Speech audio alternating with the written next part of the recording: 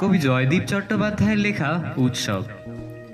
গাইব আমরা নতুন গান, মাতব সবাই আলোর সুরে, আনন্দের এই মহোৎসবে শান্তি নামুক বিশ্বজুড়ে। নানান পাখির কিচিরমিচির, ফুলের গন্ধে উদাস মন, সময় স্রোতে এগিয়ে চলা সোনা রোদের বিচ্ছুরণ। সবাই আমরা আত্মজন, ভুবন গ্রামের পরিবার, সম্প্রীতিতে আকাশ ছোঁব, স্বপ্ন সেতু হব পার।